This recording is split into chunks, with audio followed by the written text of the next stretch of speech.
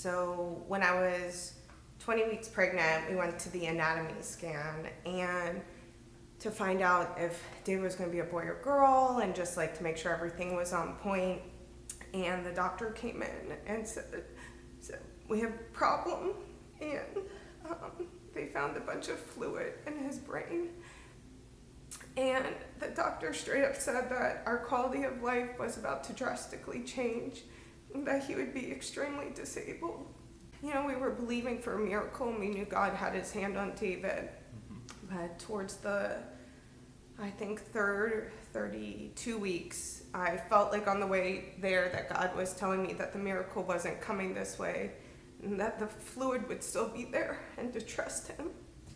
And we did. And God has had his hand on David, you know, since birth, but it was hard because God didn't remove or heal him the way we wanted him to. Yeah. And so I think it took a lot of trusting and letting go. After he was discharged at 7 weeks, David had to have brain surgery, and he had a VP shunt put in to drain the fluid in his brain.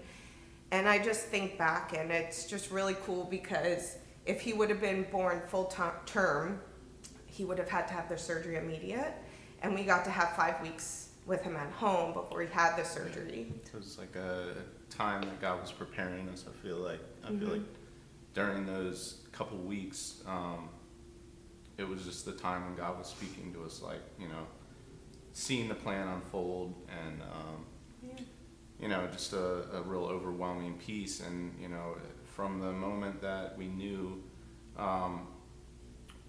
what condition David had, I feel like the church here was just immediately praying and just sending out the message to the prayer team and anyone that was willing and able to pray. And it's just the whole time we were going through it, we felt, you know, a great sense of peace and just God's hand on David the whole time.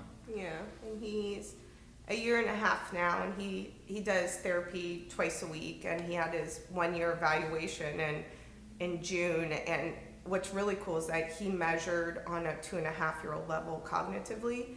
So his speaking and his words and his memory are just like beyond his age. And I just think it's cool how like God is using what the doctor said would be a disability as something awesome.